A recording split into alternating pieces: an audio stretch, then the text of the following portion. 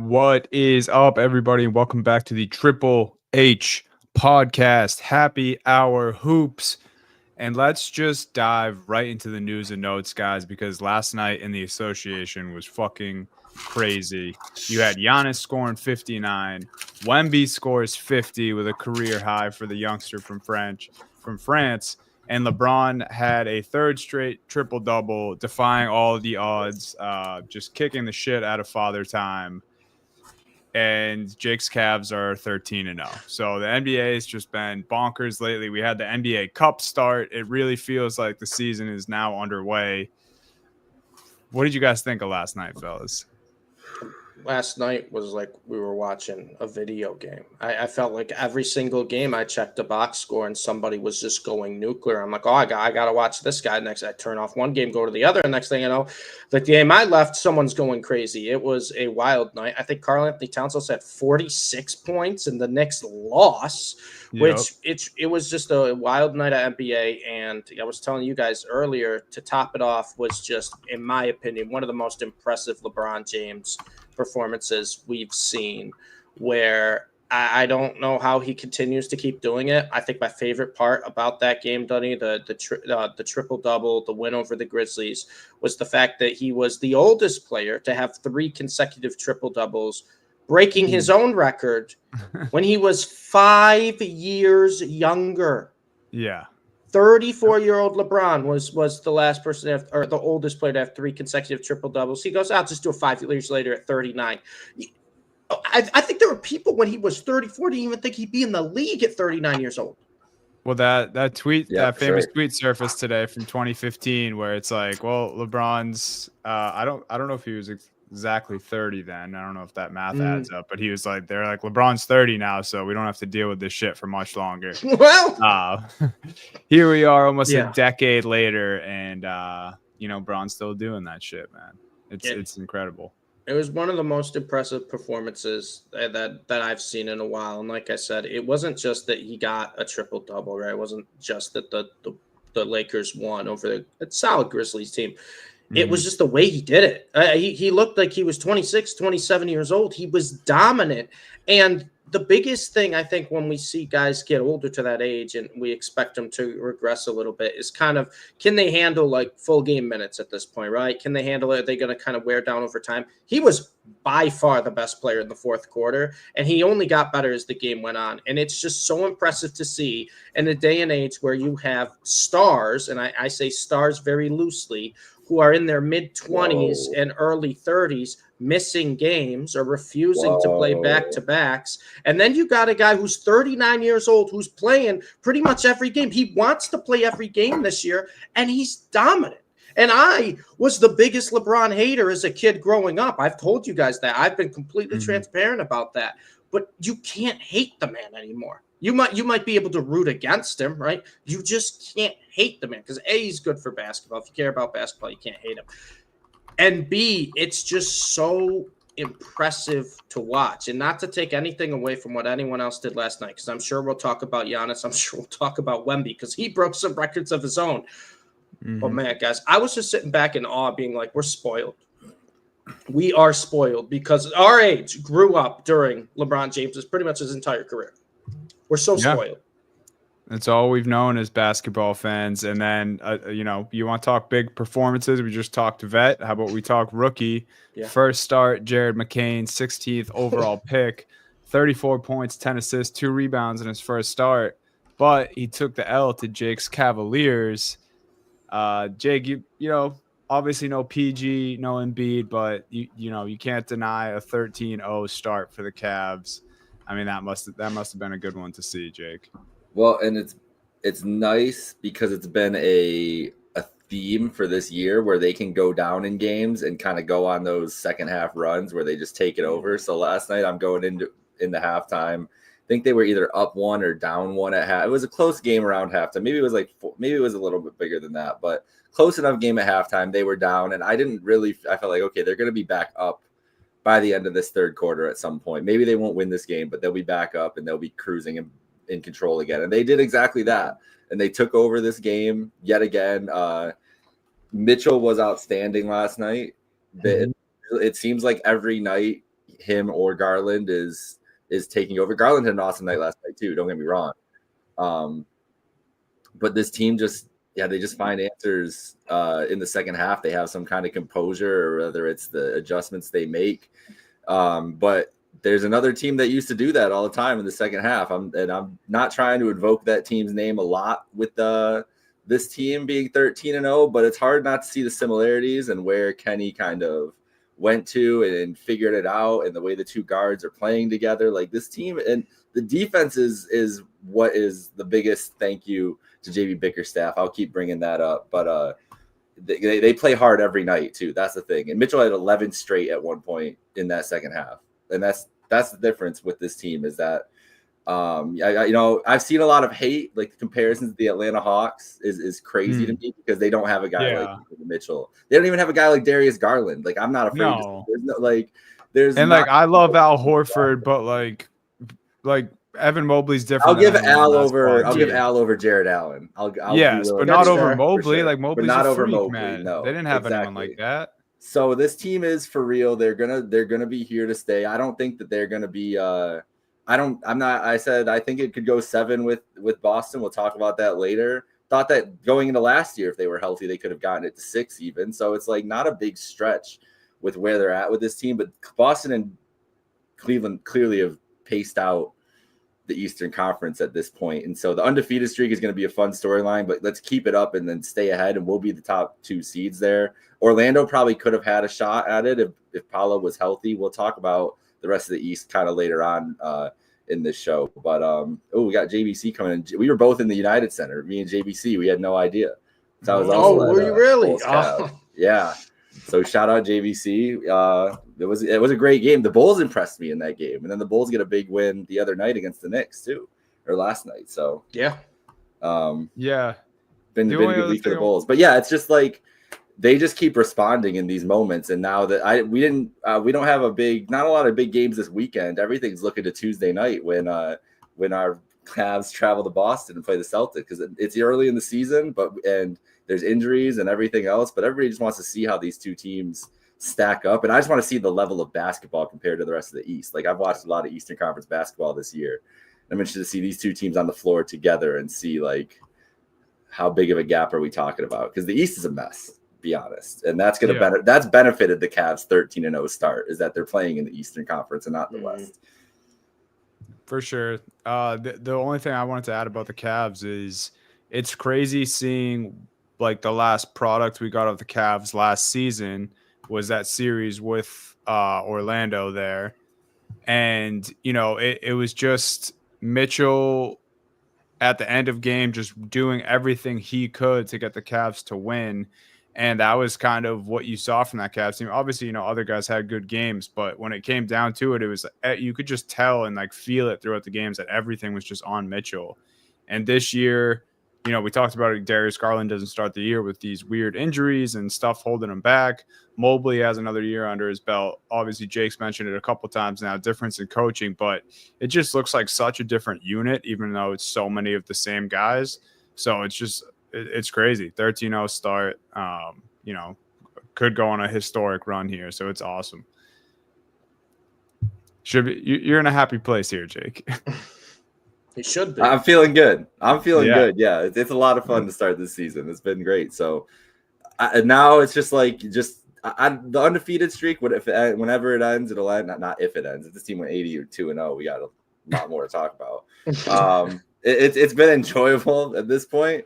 I just hope that they can maintain the pace and keep up. And it isn't a thing where the league like catches up to anything on them or anything. But right now it looks like Garland got better, Mobley got better, Mitchell's here for good, and that has raised the vibes of the team. And they don't even have Max Strus back yet. So yeah. What's your final season record prediction? Tomorrow, Cleveland. Tomorrow in a big NBA Cup matchup. Oh yeah, Cavs Bulls Friday night in Cleveland. So we'll see what happens there. Okay, JBC. We'll see what happens there. I think that both Boston and Cleveland can win 60 games this year in the East. because Give me. I don't want that. I'll say 60 Cavs games. record I will say prediction. 60 games. So I'll 60 say and 22. 22. Yes. So okay, all right. At this point, start yes. at 13-0 is super achievable. Yeah, 47 exactly. and 22 is not that hard to do. They should be able. They should be able to go 47 and 22 the rest of the way. Okay. Sure. Exactly. The rest of the news and notes. This is the bad stuff, guys. We have to give the updates on the injuries every week. Greg Popovich, I guess, starting out with good news because he's made a full recovery from his mild stroke that he had earlier in the month. Out for the foreseeable future right now.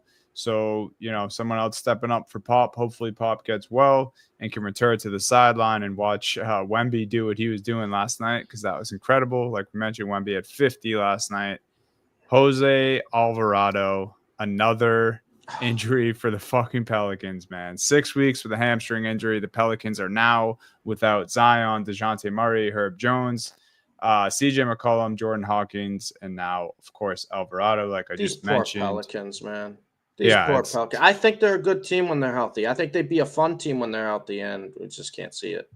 At least they got Trey Murphy back. Trey Murphy and Brandon Ingram for the foreseeable future.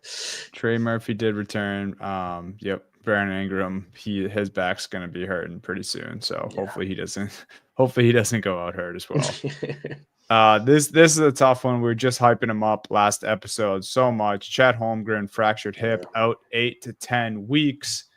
I just wanted to mention this quickly because obviously this sucks for the Thunder, who are already without Hartenstein, who probably will return actually now before Holmgren's back. So good, but not good for this time that you're not going to have either of your bigs.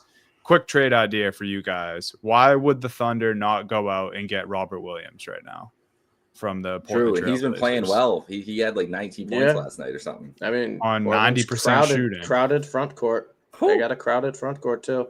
And I don't hate it. How much do you think they'd have to give? How much do you think they'd have to give up for a guy like Rob Will? I mean, it depends. Like, I think you can go. The Portland's Trailblazers are in a spot too where they'd probably take young talent and or picks. Yeah. So, and we know OKC has a lot of both of those. Right. So you might, maybe it's just draft capital for a team like Portland, who really doesn't have any direction this year and kind of can go either way, because you called it, Steve. Like this team, I think, is going to be better than expected. Fun. They're a fun team. They got a lot of fun players on that team. Shaedon Sharpe, we talked about guys who had big nights. I think he had 33 points or something last night. Yeah. And only his fourth or fifth game back. So they're a fun team. I don't hate it, Dunny, because Klingon, they played him more last night too, and he looked good. They got a lot. They got a lot of solid basketball players. I don't hate them trading one of the bigs for picks. I think Rob Will would definitely be the most likely one. Right. The only thing I'd say that may push back a little bit on the Thunder is I feel like this is a team that could just play small ball. That's the problem. I feel like with the Oklahoma City Thunder, they don't really need a true big. And I think they know what they have in Holmgren. Obviously he's hurt, but they know what they have when he comes back. And then Hartenstein too. I don't think Oklahoma City is gonna I don't want to say panic, because I don't think it's a panic trade. But I don't know if you guys saw the other night. I think it was a couple games ago. Their starting lineup, their biggest player on the court was Shai Gilgeous-Alexander.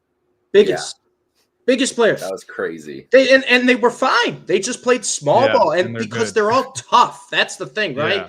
Anyone can guard anyone. Yeah, obviously height helps, but the way the Thunder play and how tough and physical they are, it doesn't matter. There'd be probably a couple teams they play, like the Nuggets or Spurs, they might be exposed for playing a small ball lineup. But for the most part, I think this team's just gonna play into who they are. And I think if the Thunder were to make a move, Dunny, I don't think it would be for a guy like Rob Williams. I think it would be more of on the verge of like a blockbuster type of deal, where they really want to try make a big splash, because I think they'd be able to with, like you said, the young players they have and all the picks they have as assets. So I don't think the Thunder would probably be a team to make one of those. It's either no moves in my mind or make a big splash. That was my thinking as well. This trade idea more came from the Chet injury. And my full thinking is just Hartenstein already out, Chet already out. Obviously they can play small, but he's a guy who is on one of the best deals in the NBA as far as talent to contract goes. And then when those guys do come back, he's just kind of an insurance piece who you don't really want to play too much anyway because of the injury history. And just obviously lob threat, shot blocker, I feel like fits in with this kind of defensive run and gun identity that the Thunder have. But yeah, I think they're set up for a move regardless. I think if Chet and Hartenstein maybe both get back before first reported, I think we do see a splash move or some sort of impact move regardless from the Thunder at some point this season. But shout out Rob, man. Love Rob Williams. Kevin Durant to miss a couple weeks with a calf strain. Again, another guy who we were just talking up. And the Suns have been rolling. KD, seemingly figured out. We were talking about if he could keep this going, definitely will be in the MVP conversation, and just, how much of a god KD still is, much like how we were talking about LeBron. So sucks for Kevin Durant there. Last piece of news here. The Sixers finally had a back-to-back, and PG and Embiid both sat. So with no Maxey. with no Maxey. Hey, but we got to see McCain out of it, right? We got to see the Jared McCain kind of big blow-up game. So that was at least fun to take from that. But are we surprised, guys? I'm not surprised. Wemby said that it was charted as Joel Embiid's slowest game on the court, according to advanced stats, ever in his career. Ever. Yeah, that game against the Knicks. Yes. Yeah, that was surprising. That was ugly. He didn't look like Joel Embiid, man. He thought he was playing in the senior home league. Yeah, he thought he was playing pickup on the summer ball courts in that game. It's like, come on. I don't know, man. I also thought this today. Just kind of, I watched some Jared McCain highlights and obviously checked the box score there. Mm-hmm. This is more of like a galaxy brain trade idea, but if Joel Embiid gets right and he's healthy and McCain can keep this up to some degree, is there a world where the Sixers try to trade Joel Embiid this season? I don't think they will. No. I think it would be the smart move for their franchise. I think it's an off-season thing. You have McCain, you have PG for the next couple of years who will still give you something. You can still be competitive. And then depending where you send Embiid, you get a haul in return for a guy like that. Like a contender will go out of their way to try to acquire a guy like Joel Embiid. It just, I don't know if the Sixers put up with this much, if they would just be willing to move on at this point. Yeah, I like I said, I think he's such a big star that it's going to be hard to find a mid-season trade. It feels like more of an off-season deal when you have a guy like that. But we talked about this briefly last week, Dunny. If there was a world where we could have a multi-team trade and somehow get Giannis on this Philadelphia 76ers team and Embiid elsewhere, I think it would be the perfect fit. I don't think it would ever happen. But it just feels like I'm just watching the Bucks, right, with Giannis. He scored 59. If he doesn't score 50, first off, he scored 59 and that game went to overtime against the Pistons. Yeah. That's what he's giving you when you get to overtime against the Pistons. And then it just feels like Embiid. I don't want to see he's checked out on basketball because I don't think that's fair to him. But I just don't think Embiid's really fitting in with this Philly timeline right now. And I mean, I don't want to say the process is over, but it's going to last part of the process. Here's the thing with the way he's been injured and the types of injuries he's had, his backs and his knees. When he falls off, it's going to be straight off the cliff, and it might have happened. We might have witnessed it. Honestly, I don't want to jump. I'm not ready to say it. I'm not ready to say it yet. No, but it's closer to that day than it is a day where he's like an MVP again. You're gonna say that this coming week he's gonna have 45 and 50. I was just gonna say there's gonna be games where he still is able to flash and be super productive, and just because he's huge, like he can just dominate some games. But a playoff contender at this point, like I don't know about them. And let's transition into this because this is one of my big things, and it relates because my big thing is about the Cavs and Celtics and how the Celtics are. I don't know if they've technically been attacking the title attack. I don't even know what you would call it. If Joe Mazzulla doesn't want to say he's defending the title, we can't call it a title defense. We have to call it a title attack, a title offense. I don't know what to say. He's throwing off my verb. He wants the red dot between his eyes, Jake. He wants it on I know. He forehead. wants to be hunted at all points. Oh my God. You know what I just thought of? Joe Mazzulla needs to be in like the next Predator movie, or they're doing like a Predator series or something. Joe Mazzulla is definitely a guy who's like studied ways to defeat the Predator. Well, did you see he was part of a Jeopardy question? No, I didn't. So Joe Mazzulla is a guy known for watching the movie The Town, several times a week. Oh, and that was part of the Jeopardy question. And the reporters asked him about it after last night's game, and he said, "I could care less." They said, "What do you think about being a part of a Jeopardy question?" What a beast! Oh, he's a piece of crap. What a beast! He's the man. But so like this is a typical, like that game the other night to the Hawks. I'm just convinced you guys don't care about the NBA Cup. They don't want those extra 2 games. They're like, you know what? We'll just mess around here. We'll throw the ball away 30 times in this game and still only lose by 1. So I'm glad other people other than Celtics fans are saying that, because that's what I'm choosing to believe. I'm choosing that Mazzulla doesn't want his team to go to Vegas or play any extra games. If I were the Boston Celtics, why would you care about the NBA Cup at all this year? That's a fair. You shouldn't really. Like, there's no benefit for them winning that unless they want more money. But they're not one of the highest paid rosters in the league. They don't need more money. What are we talking about here? There's a handful of teams that probably shouldn't care about the NBA Cup, and I think the Celtics do fit that criteria. Mm-hmm. Yeah, for sure. But they've looked at the times looked the part of as the best team in the league still. Like that, I would still clearly put in my estimation. But the Cavs, you know, we've talked about how the East and it's just weaker, especially on the bottom half, and they've taken advantage of that, playing the Pistons. They played the Bulls, you know, these other teams. They played the Bucks twice already and racked up wins on them as they're struggling. So it is maybe inflated a little bit, but you can't mess around. You look at all the teams who have won 13 games in a row in NBA history. Like, all those teams are either title contenders or conference finalists, and that's what the Cavs could be this year, looking the way that it's going right now. And then you look at the rest of the East. The Knicks, I'm hitting the panic button on the Knicks. Really? I'm sorry. Cat can't play center.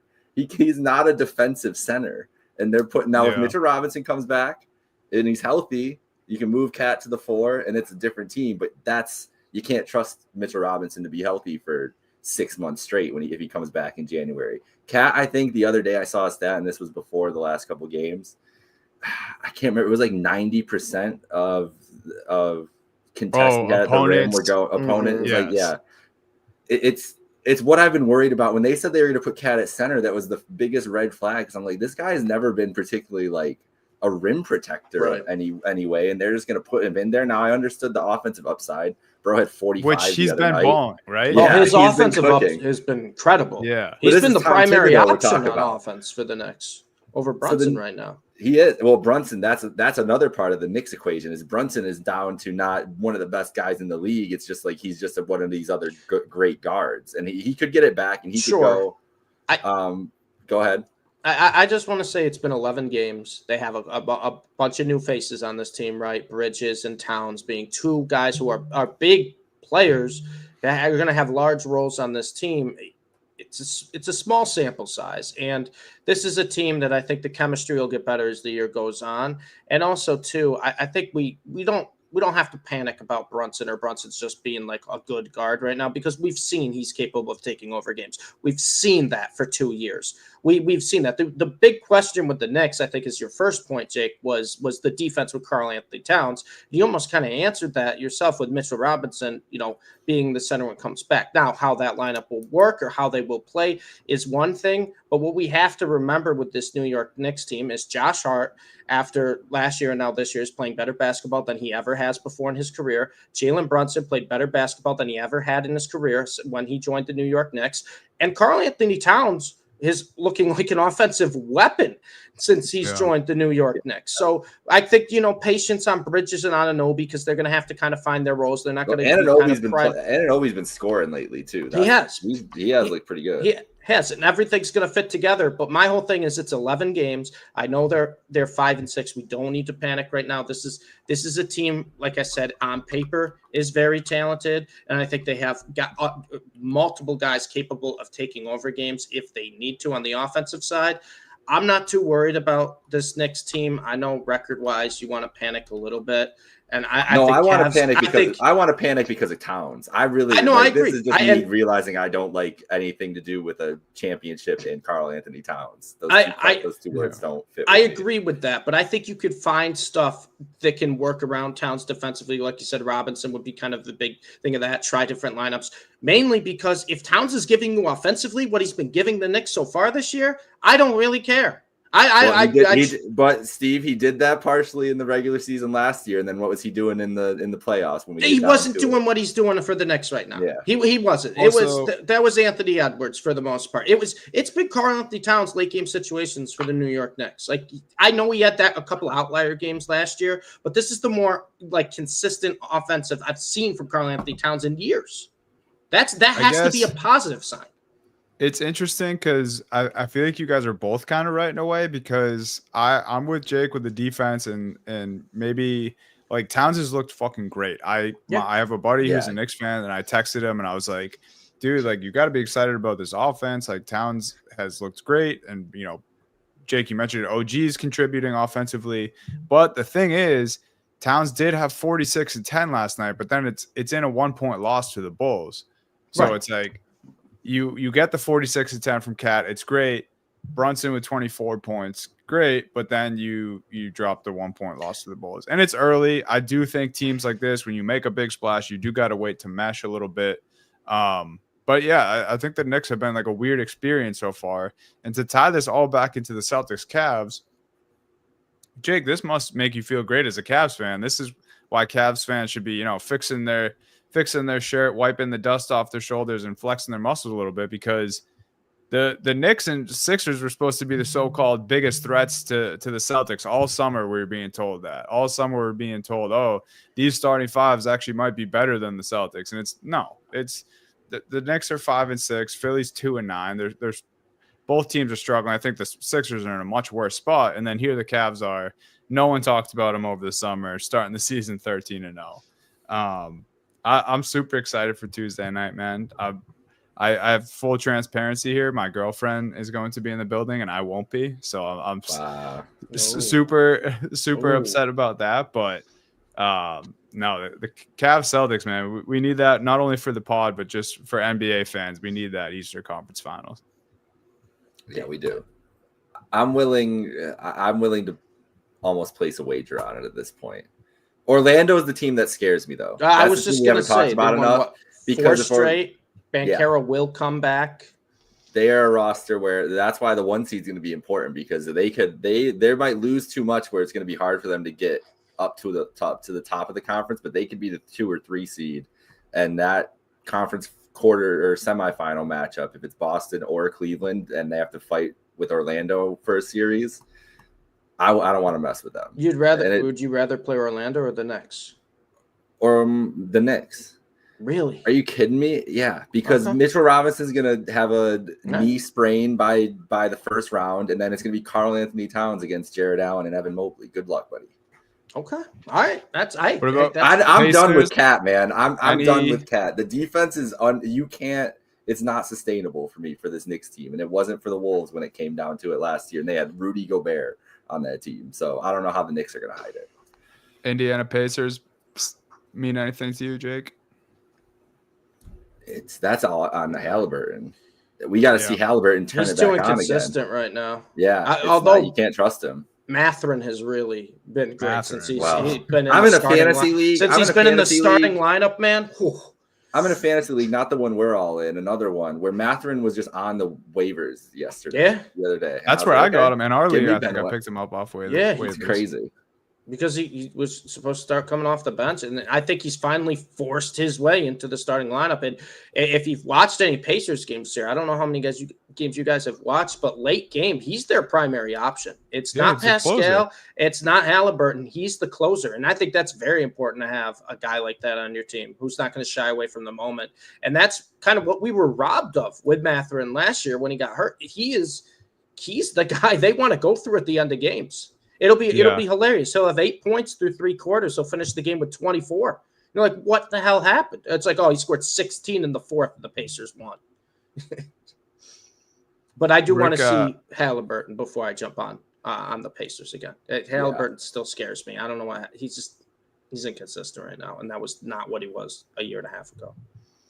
It's funny because the Pacers, and it's not just because they one of the Celtics loss did come from the Pacers, but I don't know, out of the teams we talk about, they still, when it comes playoff time, bother me a little bit. It's more about the series that the Eastern Conference Finals that they had against the Celtics last year. Like, that was impressive, and it's more or less the same group, but with Mathurin, like we just talked about. But weirdly, I see it from your point of view, Jake. I think the Cavs actually match up better against the Pacers than the Celtics do. But we'll see, man. I'm going to be hoping all season long that we get that conference finals.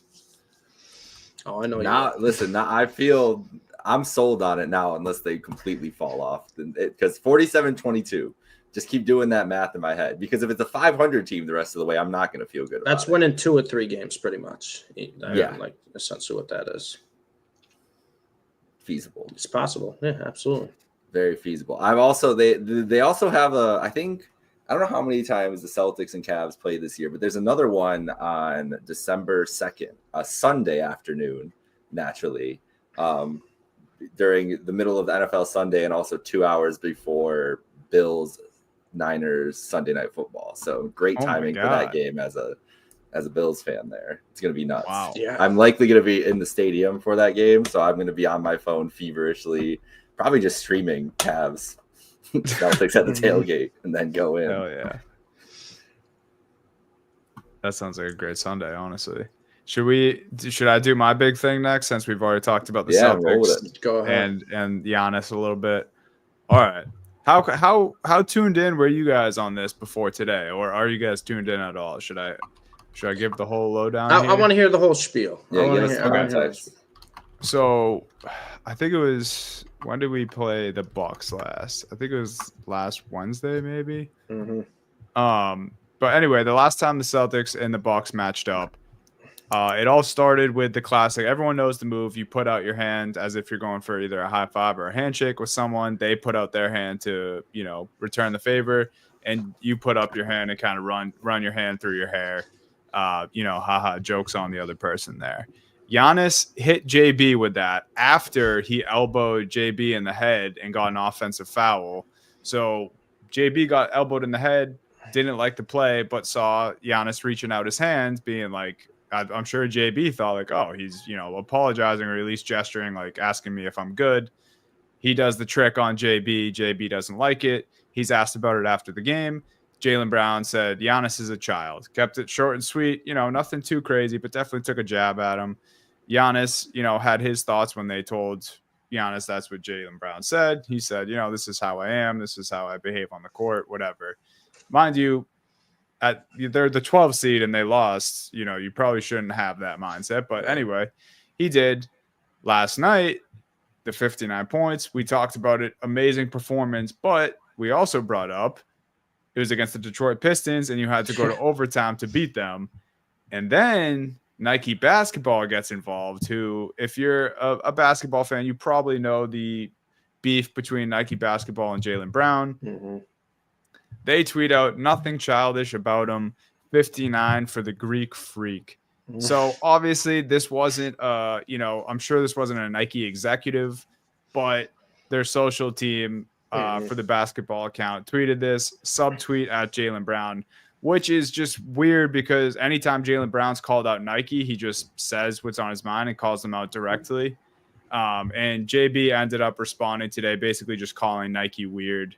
And it's just a whole thing. It's taken over the internet. I'm a little more tuned in just from the Celtics angle here. I just think it's weird, man. I think it's weird from Nike. whatever. The thing from Giannis is like competitors are going to be competitors. I think it was more of a bad look just because of the spot that the Bucks are in right now.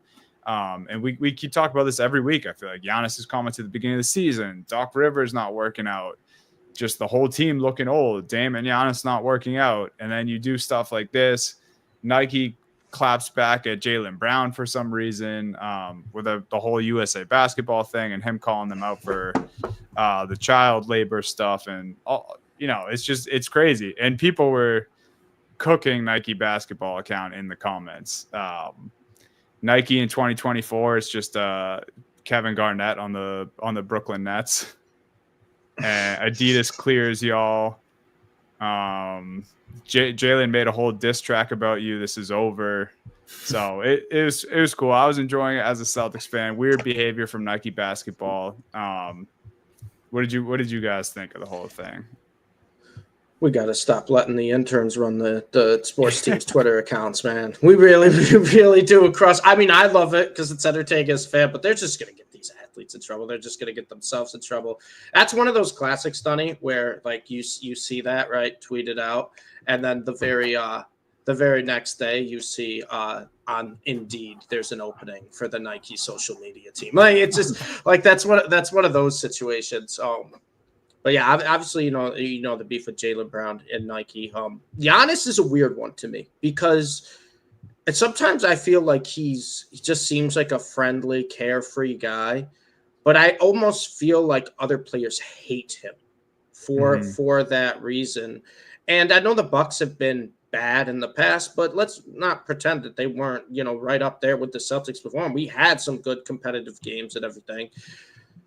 I wouldn't want to do that to Jaylen Brown. That's not one guy I want to have kind of a grudge against me. But it's one of those situations where I think whatever interns running the Nike Twitter account just is trying to add oil to a fire that was probably not a big fire to begin with. Yeah. To be honest with you, Donnie, I didn't really even know about it until you started talking about what Nike tweeting it, because I didn't even realize what that meant when I saw the original tweet from Nike and didn't really know the context of it. You're locked in on every Celtics game, so obviously you knew. But this is just something. It's like why are we trying to ignite this flame here? We got enough. Like, do they want the rivalries back in the NBA? I'm all for that. I'm just not for rivalries being started by, a 20-year-old running Nike's Twitter account. Yeah. And I meant to read this comment. This was actually my favorite. It said, "You guys know all about Childish. Your average factory worker is 7 years old." Oh my God. So just hit Nike where it hurts.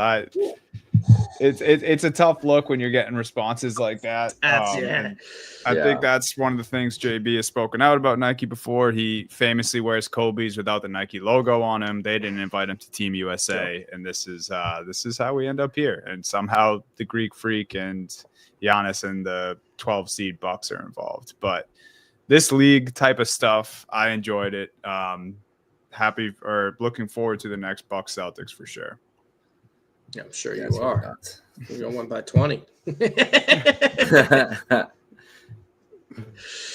Jake, Steve's up for big things. Yeah. So from, I guess, one superstar to the next, I have to talk about this because we got to talk about Nikola Jokic because he's gotten to the point. I'm tired of the fatigue on certain players where we know what Jokic is at this point, right? He kind of calls basketball, it's his job or whatnot. Everyone jokes about how he doesn't love basketball. He doesn't like to play. He'd rather be with his horses, yada, yada, yada.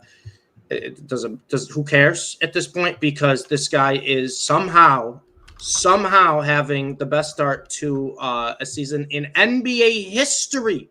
And it's barely getting talked about. It's barely getting talked about. Through the first 10 games, I believe he is the number one all-time in combined points, rebounds, and assists per game.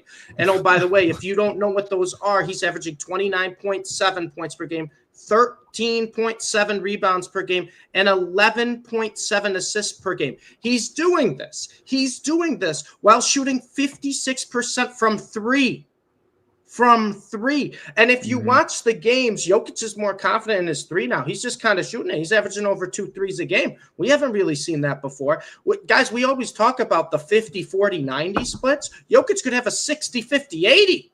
I mean, what he's doing is unbelievable. And he's doing this, in my opinion, probably just, I don't even want to say worst supporting cast, but I just feel like, Murray's regressed a little bit. MPJ, he has a couple good games here and there, but hasn't been the best. Christian Brown has been fantastic. They haven't skipped a beat implementing him into the starting lineup. So I won't say that, they're really missing KCP, because Christian Brown is everything they got from KCP and more.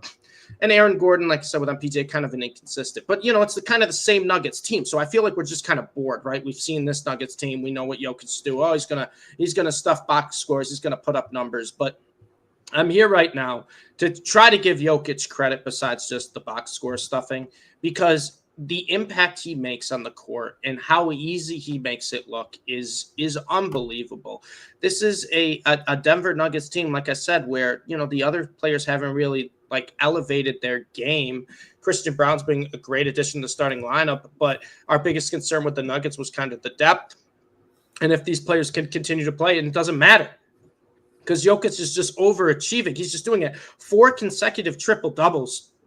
Guys, I'm not talking about a triple-double where it's 20 points, 10 rebounds, 10 assists. I'm talking about 18 rebounds, 20 rebounds, 16 assists, 14 assists, and he's doing this while scoring 30 plus the entire every offensive possession. It goes through him. He makes it look so easy. And I know last year I was all on the Luka train, and I still am, and I still think Luka deserved to win the MVP last year, and he would have got it if they didn't gift it to Embiid the year before, because they didn't want to give Jokic 3 in a row.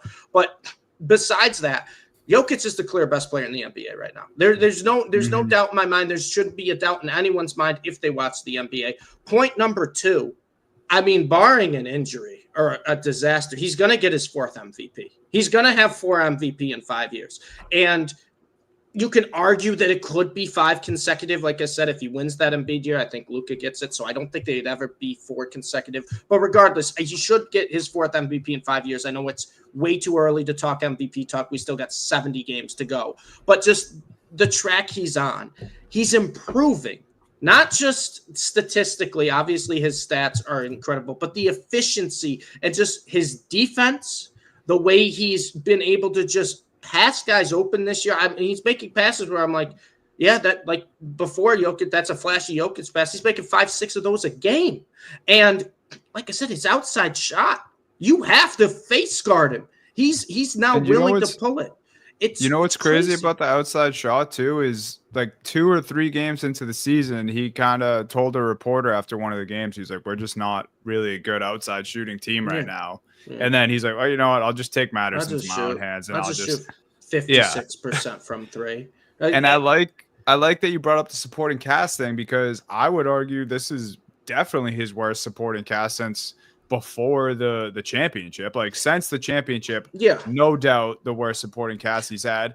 And Aaron Gordon's out. They've been doing most of their winning without Aaron Gordon too. This is a team that's 7-3 who 5 games into the season. We're now 10 games into the season for them. 5 games into the season, we were unsure about this group. We weren't even sure what the Nuggets were. Jokic just, had to get in his groove a little bit. They've won 5 straight, and yeah, it's fucking nuts, man. It's incredible, Donnie. And like I said, it's when you watch the games, right? I'm tired of the people being like, oh, Jokic is kind of just this big center. He's not an all-time great. And I'm here to tell you, if you watch Nuggets games, yeah, he is. And we always like to look ahead as NBA fans, And I think all 3 of us are confident enough to say he's the best player in the NBA right now. I don't think there's any doubt in my mind to that. I know Giannis had 59 the other night. You know how much I love Luka. We know Wemby's going to be a generational talent, and apparently LeBron has been chugging the fountain of youth. But regardless, Jokic is the best player in the NBA right now. And if he keeps this up, he's going to get a 4th MVP.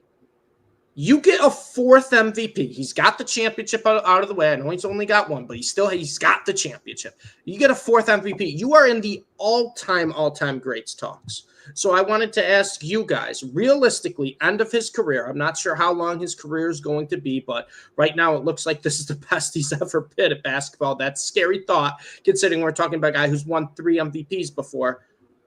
Where does he fall? Where does he fall when it's all said and done at the end of his career? I think we can pencil in the top easy, right? Michael Jordan, LeBron James. I don't care what order you put them in. Michael Jordan, LeBron James, 1, 2. I think right now the consensus is Kareem is 3. Correct? I think we can say Kareem sits at 3. So then you have an interesting, I guess dilemma a little bit, because you got Bill Russell for the championships. You got Magic Johnson, Wilt Chamberlain, Larry Bird, Shaquille O'Neal, Kobe Bryant, Tim Duncan, and then obviously you got, guys like Steph Curry, Kevin Durant, who are kind of still playing now. Is it crazy to say Jokic can finish above all of those names I just mentioned? Outside of the first 3? Outside of the first 3. He's going to have to get more championships for me to put him above Kareem. I will be the first one to say that. But outside of the first 3, is it crazy to say Jokic can finish 4th all time? And no one really is talking about him like that ever. I don't think. Who would you have at 4th? I guess who would you have at 4th right now? We have to break this out.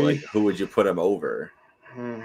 I'd put Magic. I don't think Magic. Magic and Bird probably still for sure are over him.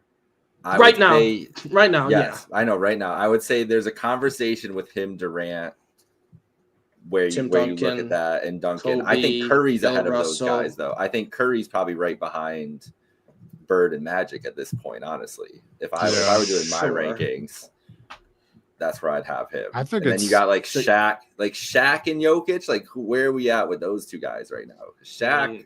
That's tough, but Jokic is tough. So damn. But it's such a different NBA, and they're such different players. But I mean, it's I wouldn't be upset if someone told me they had Jokic higher all time than Shaq. I wouldn't. Right now, I don't. He's think about I'd to get his be 4th upset. MVP. That's what I'm saying. Right now, I don't think I'd be upset. I'm saying end of his career. I think it could be one of those situations where it's based on accolades and everything he's done, he's just up there.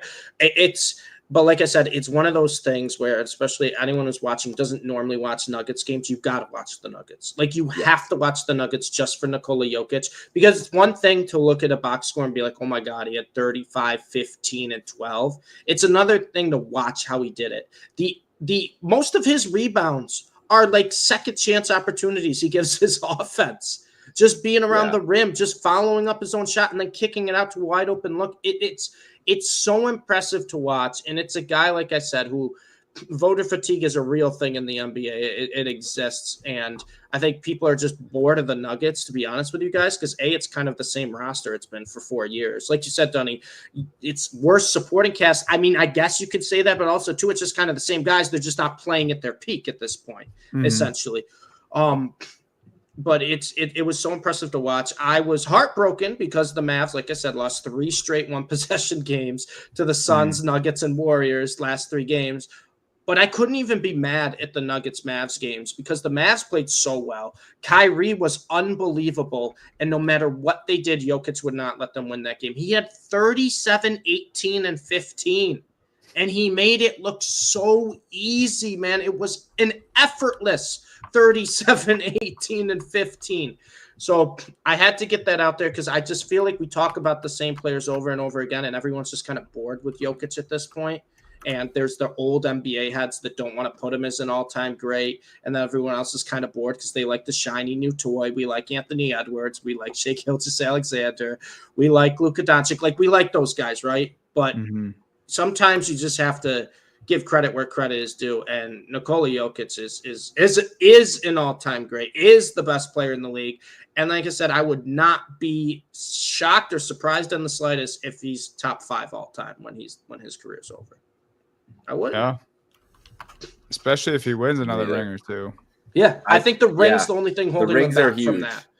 The rings are huge, but I think that he'll, if he didn't win a ring and continues his production for however much his prime extends and everything, I think you're talking about right behind Curry, around with Shaq, Durant, Kobe, Duncan. That range is where he's going. It's going to be tough for me to put him past Curry, Magic, and Bird. Well, Curry just changed so much for the game, right? And Curry's still, like, when we talked about LeBron earlier, he's still going. He's still unbelievable. Exactly. The one thing with Jokic that I think gives him credit for, most bigs don't have the longest careers of their play style. His longevity is great for a big because of how he plays. Yes, for sure. It's insane, man. It's wild. Yeah, he's been amazing. But all right, we got a power rankings, our top 5. So how often do we want to do this? Just whenever we feel like? Yeah, I feel like that's the best way to go about it. Just drop it every once in a while. So something changes. Let's get a drum roll in here for our first power rankings edition of the season. Bang. There we are. Cavs at 1, Thunder at 2, Celtics at 3, Warriors at 4, Nuggets at 5. So we're Jake, did you think we'd be seeing Cavs at 1 on November 14th? No. If we asked you in the offseason? Never would have imagined this. I was fairly certain the Cavs could be the second best team in the East if things went right. I never would have believed 13-0. This is crazy at this point. But it's well deserved. They're a wagon, man. And seriously, the biggest thing is Garland and Mobley have just gotten better. Like, as much as I've been giving Kenny Atkinson a lot of hype, and he deserves it too. He is an awesome coach and deserves everything that he's gotten to here in this moment and this team and everything else. But those two have just gotten better, like that, and that's really the biggest thing. Garland didn't get hurt 2 weeks into the season and break his jaw or get stabbed in the eyeball. Yeah, they're all playing together. Basketball. You know what was the nice thing though? This is I meant to save this. I'm glad that I remembered it to mention to you guys, because I was at that game Monday night. Cavs get a win, and I'm leaving, slowly leaving the arena, walking out from my nosebleed seats and getting out, and I see some Cavs are still hanging around talking, and it's Mitchell and Garland right in the middle of the court, just like dapping each other up, big hug, big embrace. Like, you could tell they were hyped, like getting hyped about the performance they had. Mitchell had a huge game in Chicago. He was at like 25 in the second quarter. I think he only ended up with like 35. But I was like, damn, am I gonna see him go off at like 50 tonight or something, which Mitchell can do? That'd be nice. But just seeing that little interaction was like everything I needed to know about this Cavs team, because the biggest question about them was, how can those two play together? And then we didn't get that good chance to build chemistry because of Garland's injuries and stuff. And now it seems like Atkinson, I'm sure, helped it a lot with being just a smart offensive coach, but those two seem like they're flowing together better than they ever have. And that's the engine of this team. And then Mobley and Allen just do the dirty work. So that's well deserved there. The Thunder, I don't know. The Thunder and Celtics here 2 and 3. It could change with the Chet injury. Thunder are going to have some rougher goes with the Western Conference, I think, without their two bigs. Yeah, you can't always have Shea being the tallest guy on the court for you and have not against the Nuggets. No, you can't. What are they? Are they 2-1 since the injury or 2-0 since the injury? The injury was it in the Warriors game or not? I think it was in the game. Yeah, I think it was during the game, right? Yeah. So technically, they're 2-0 since the injury. I mean, Jalen Williams, man, that's another guy we got to give some credit. What did he have? It was like 28, 14, and 9 or something the other night. I think he had 31 last night. I was going to say, I think he passed 30. Yeah, he's incredible too. He's another guy that just doesn't get the credit that he deserves, or just one of those guys that just does everything you need, steps up when a guy's out that just people don't talk about. But like I said, if there's a team that can overcome losing a big and not having their other big back and being able to play small, it is the Oklahoma City Thunder. And I don't think they'll necessarily struggle in the West. I know the West is tough, and I think they play the Suns in the Cup this Friday, I believe. Which that's a pretty interesting game because KD's out for the Suns too, so we'll kind of see which team's missing one of their stars more. And then I think they play my Mavericks the following week, which. But I don't really think this team's going to struggle too much because this is a Thunder team that. I know we're talking about them like a NBA Finals worthy team. They're still ahead of schedule. This is a team that was ahead of schedule the past 2 years. We've already kind of jumped the gun. They're still super, super young. And this is a team that if you want to rank NBA teams based on chemistry, just chemistry alone of playing together, going through the motions, comfortability with switching around lineups, maybe outside the Celtics, this is probably the best team in the NBA with chemistry. It's just it's next man up, plug it in and play. So I'm not too worried about the Thunder. I think they'll hold. Maybe number 2 overall, because I still believe the Celtics are the best team in the league. I think they'll hold top 5 pretty easily. I know we've talked about the Celtics a lot on this pod already, and we do have them at the 3 spot in our power rankings, but this is the only thing I'll say until we talk about the last 2 teams. This stat today is just absolutely bonkers. Derek White, Peyton Pritchard, and Jason Tatum have combined for more 3-pointers than the Jazz, the Wizards, the Raptors, the Kings, the Nuggets, the 76ers, the Pacers, the Pelicans, the Lakers, the Rockets, the Trailblazers, the Mavericks, the Knicks, Heat, Hawks, and Grizzlies. 3 guys on the Celtics have more total threes than a good chunk of the NBA. More than half the league, it sounds like. That's crazy. Jesus.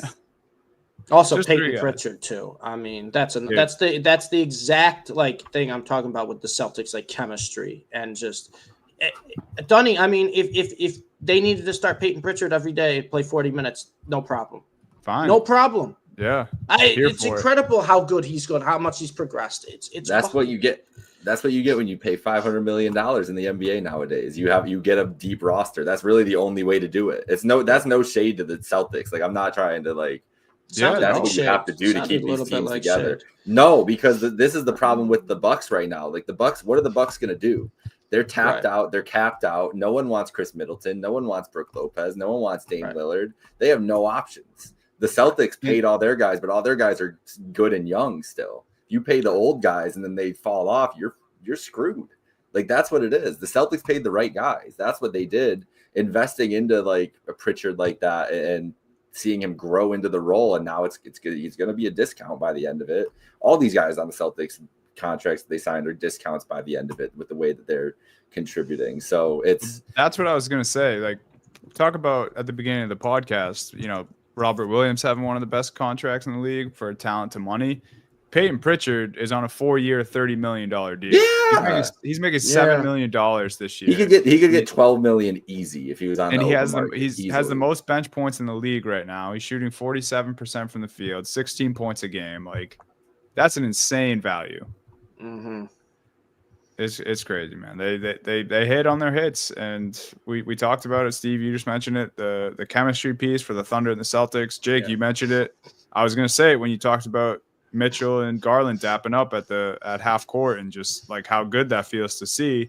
That's the next step for the Cavs. They have the talent. They have the ability to win games. They have the defensive identity now.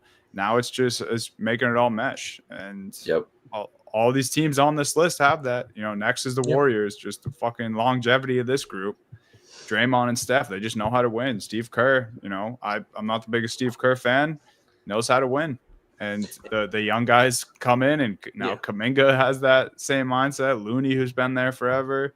Pods, who's been great. Jackson Davis playing well. Yeah, Trace Jackson Davis. They just slide right in, and it's a winning mentality. It's a winning culture. It's a winning franchise. And then Nuggets. We talked about it. We got to talk about, if we talk about that much about Jokic, we still got to talk about Curry though, because the Curry thing is that's the thing with the Warriors. It's great, and they've done a great job. We talked about them a couple years ago and gave them so much credit. Sorry to bring up old wounds, but when they won that title for threading the needle, because we thought it was so impressive. Who'd they beat? I got to take off, guys. It escapes me who they beat. This team, we talk about them threading the needle, and the last thing they needed to do to really finish that and completely do it the way that they're trending was to get rid of Clay. And we all kind of knew that. It was the sad truth, but it was the truth, just the way that this team wanted to play to extend Curry's career. Now you see how their play has kind of changed. The other night they take out Heald and put in Melton late in the game. That was a spot where Thompson was going to struggle defensively in that game if he for the Warriors if he's in there. And it's a 3-point game. It is what it is. Like the Mavs, I understand there's been a lot of close losses, Steve, and that's hard to go through. But that's what it comes down to. Is it comes down to Curry can just still pull these performances out when he needs to for this team. And I don't think he's going anywhere, even with the early ankle injury and everything else. Maybe he's going to play like 66 games or something instead of 75. But this team can probably survive enough against the bad teams, especially in like the East, where they're going to be a high seed. He's so damn good, man. It's crazy to see. I don't know what exactly he yelled when he hit the game sealing three, when he went crazy in the cameras. Some people are saying like, you better stay here. You better stay here. You wish you were here, whatever it was, which I'm assuming is a jab at Klay Thompson, because Klay, as you know earlier, kind of talked about how he doesn't really keep in touch too much with Curry and Draymond before the game, kind of all business right now with the NBA, and he loves it in Dallas. So I think that was kind of a jab back. I don't know if you guys saw earlier in the game, Klay did a little shimmy and Curry took that. Curry took that personally. He did a little shimmy at him, and it was just, it's kind of, I don't think they hate each other, right? But I think it's a situation where it's the anything you could do, I could do better type of deal. Klay had a great game. I think he had 6 threes, 22 points or something. But like I said, I don't know what's in the water nowadays. Curry just keeps getting better.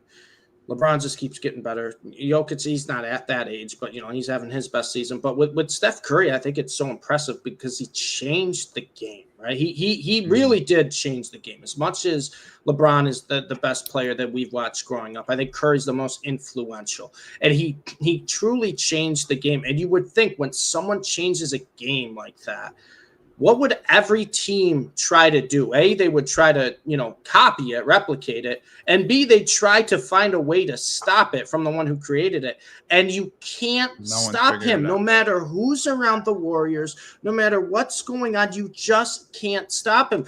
Everyone watching that Mavs Warriors game knew that Steph Curry was just going to shoot at the end. There's just nothing you could do. And the way he plays, like I said, one of my favorite players I've ever watched, going back to his Davidson days, just because he plays so emotional, but he also plays very, very smart and kind of like he plays it in a way where it's not reckless shooting, right? You see Curry take 30 shots in a game. The 30 of those shots, they aren't reckless. The only time he's throwing up some heat checks is when he deserves to throw up the heat checks because he's Steph Curry. But with most volume shooters, you almost kind of feel like they don't really have an idea of kind of like the game flow or anything. With Steph Curry, it's the exact opposite. He knows when to get everyone else involved. He knows when it's his time to take over. And that was all on display against the Mavericks. It's been on display this year. He has the clutch gene. We've known that for his entire career, but it's so impressive to see still at this age where what's coming. He's been doing this for his entire career, and you just can't stop it no matter who they put around him. And you take Steph Curry off the Warriors, this is a lottery pick team. Yeah. Yep. This is a lottery pick team. So to have the Warriors in the top 5 in the power rankings, I'd argue, Jake, to me, is more surprising than the Cavs at number 1. Because of the fact that we were all kind of talking about what's this Warriors team going to look like. Donnie's been rooting for the Warriors dynasty to fall off for 3 years. I mean, if we're being honest, right? No one expected them. Sorry to bring it up, Donnie, not really though. No one expected them to beat the Celtics in the finals a few years ago. No, that felt like the last dance for this Warriors team, right? Yeah. And now you got Steph Curry having them at the top of the NBA again. After moving on from Klay Thompson. It's insane to think about that they're in the top 5 in the power rankings right now. And I think they had the best point differential until I think a few games ago. But regardless, there's still, I think, a double-digit plus point differential. They're competitive against anyone. And when you have Steph Curry on your team and healthy, you can beat anybody. And I hate that I'm about to say this, but Draymond's playing fucking great too, man. He's been awesome. He absolutely is. He absolutely is. Over a steal and a block a game, and he's shooting 45% from 3. I know. That's crazy. Yeah, a whole lot, but still. The Warriors are a plus 11.1 in point differential.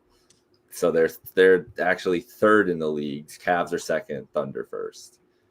Would you guess that the Memphis Grizzlies are actually 5th in the league at plus 8? I saw that. I saw that before the show. Otherwise, I wouldn't have guessed it. But Grizzlies sneaky playing okay, especially not having John. That West 5 through like 9 is gonna be a war. Yeah, I It's know. gonna be I know crazy. it. Oh, I know. You guys are just sitting. You got lounging.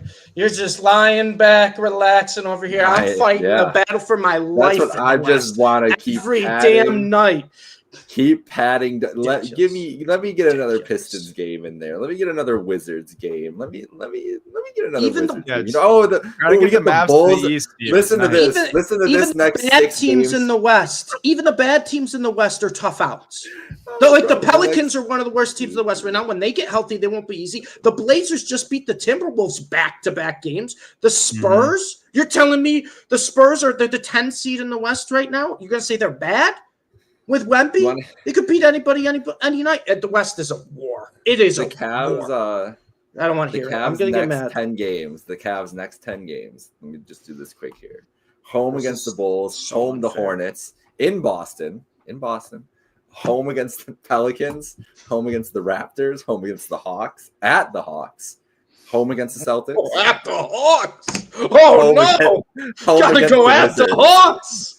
Home against the Wizards ends that stretch. Ridiculous. That is. There's 2. They play the insane. Celtics and bums for 9 games. The next 9 games, and then they play the Nuggets after that. And this is just believing in my team a little bit, and also respect to yours. Let's call the 2 Celtics meetups a 1-1. Like I think it'll be a split. There's a potential you guys are 22-1 at the end. Okay, Donnie. All right, let's pump the brakes. No, we're not feeding it. 22-1. Stop it. Did you Did you hear that schedule? I heard the schedule. I can't. Who are they losing to? They could lose a game to the Hawks. The Cavs always struggle with Trae Young. Yeah, the Mavs should play the Bucks. That'd be sick. All right, hold up. There's one thing before we spin the wheel. Each. Before we spin the wheel, we got to look because this is an oversight on my part. The city jerseys came out today. What did? These are not bad. I was very despondent on jerseys going into the season, and the city jerseys came through a little bit. Not the best. What are your favorites here on this? The Celtics are always tough because why do they just do different shades of green? Why is that their city idea? Like it. They're just like, let's use dark green. There's franchises where their classics jerseys are so nice that the city edition's always weird. I feel like that's the case with the C's. I don't like the green.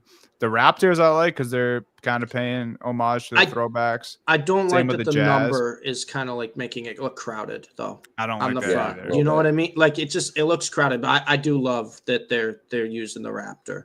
The Jazz are the best ones, right? Jazz, yeah, because they did the throwback thing too, but it's yeah. That's also like their jersey next year, isn't it? Isn't that the thing where they're like switching their jerseys, and that's going to be one of them next year? I'm pretty sure it is. So that's their jersey set for next year is sick.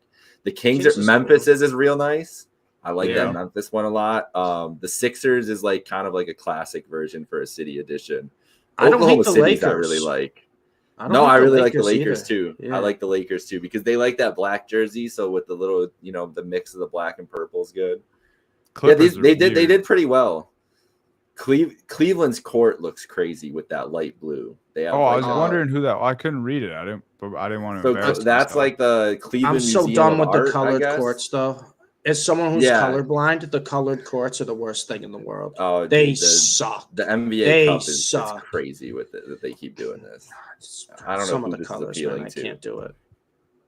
But yeah, pretty. The Houston jersey's pretty good too. But yeah, it's a pretty solid.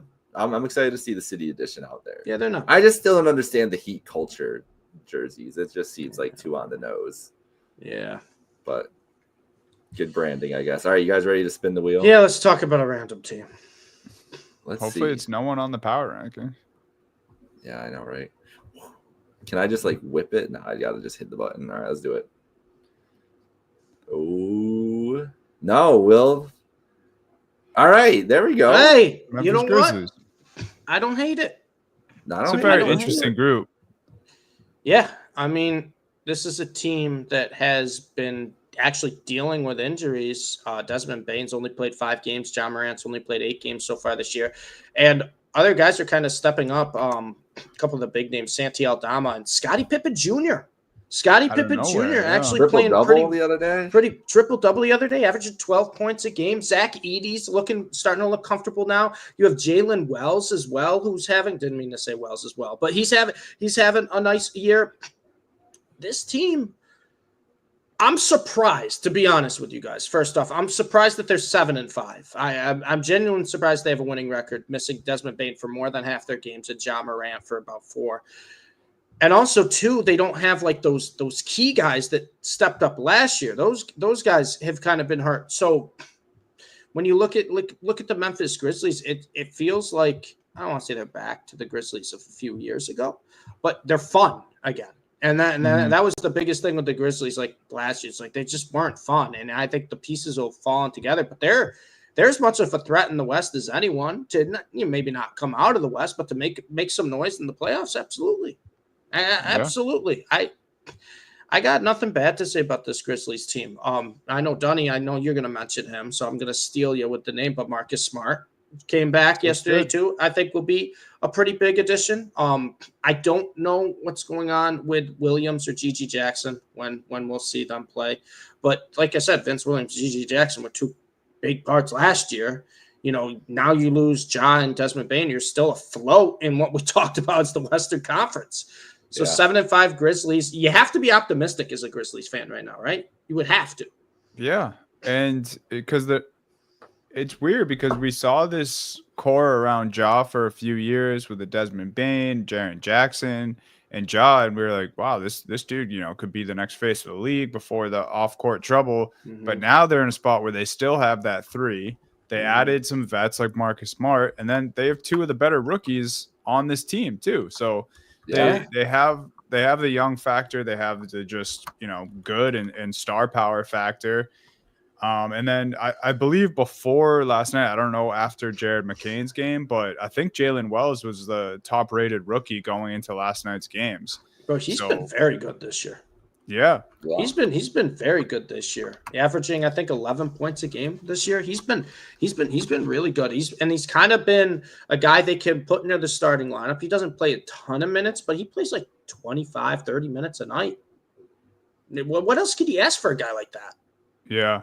And I know you mentioned at the beginning of the show, Steve, but Edey, the guy we talked about a couple times since the season started, he's translating. He's translating in the NBA. He's figuring it out little by little. Yeah.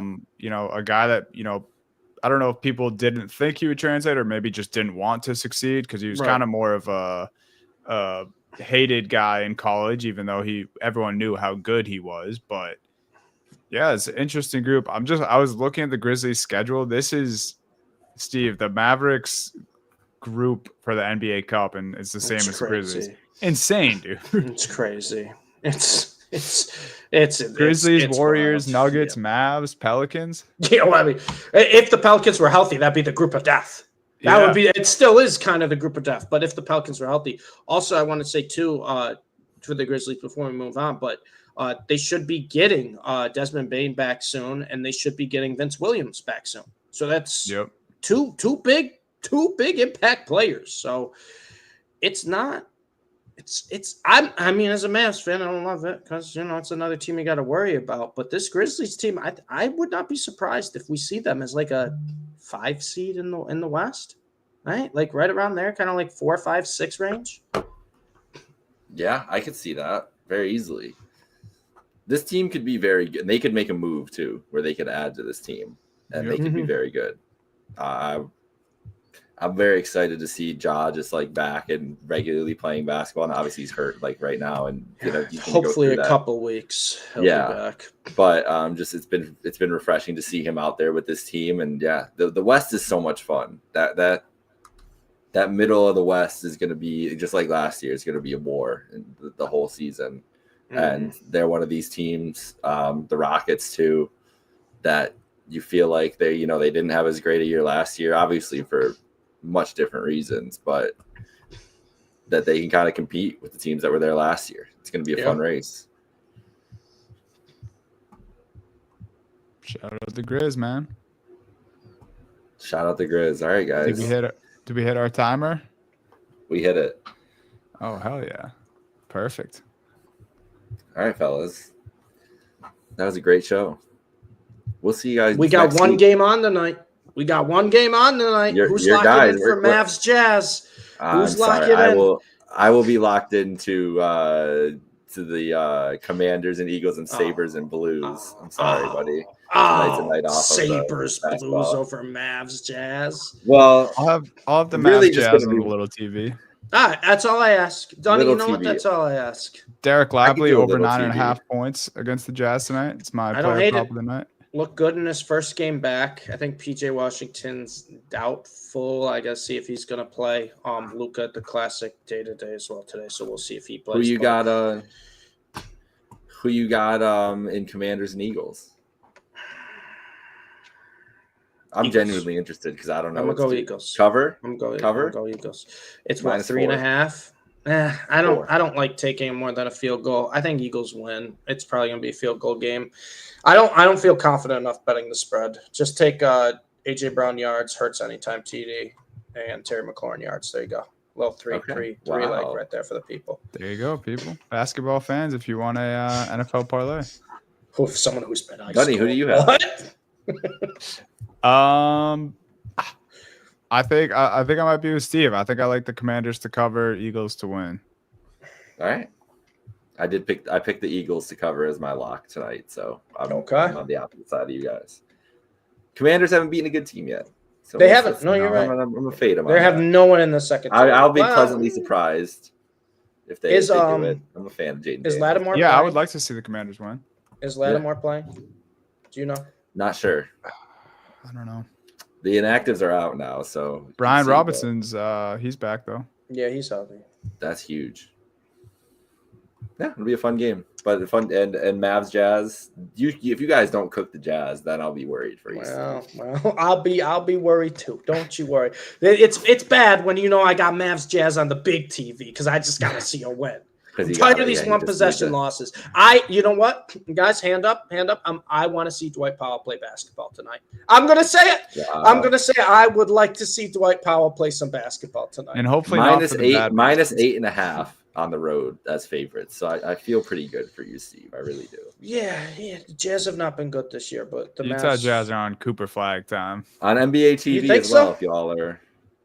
I would be. The Jazz are? Oh, the Jazz are definitely on Cooper. If I know Flag, Danny Ainge, do you think they're going to start trading off some pieces this year? I think they might, right? Feels like the only guy that will be left standing is Marketing, so that they can put him with Flag, and that'll be the. You don't think they keep Keontae George? There's only a year too. I guess George too. Yeah, you're right. I think he stays. Colin Sexton feels like a guy. Anybody that can go, any of those pieces like that. I could see Marketing going though. They just signed him though. You think? Hey, well, we've seen it before. Guy gets signed and gets traded. That's true. Clarkson's definitely gone. Like that's like a guy. Yeah. John Collins probably not because it was hard enough to get him. The weirdest thing that he's in Utah to me. Yeah, I don't. It's just nobody wanted him, so I think Danny was like, "I'll take him, sure, whatever." Walker Kessler. I mean, he's been all right this year. I think he sticks. Does Patty Mills get traded to a contender? Didn't even know Patty Mills was on the Jazz. What do you want to get from Patty Mills at this point, Jay? We gotta end the podcast. We're asking Patty Mills go to a contender. I want Patty Mills. What do you mean? So he could be a healthy scratch? What are we talking about? Guy. He's a good guy at the end of the bench. Donnie, just way to end the pod. Just a little cut the Thursday feed, night Donnie. football and Utah Jazz talk to end. Yeah, what are we doing at this point? What are we doing? Mavs. Good night. Later, guys.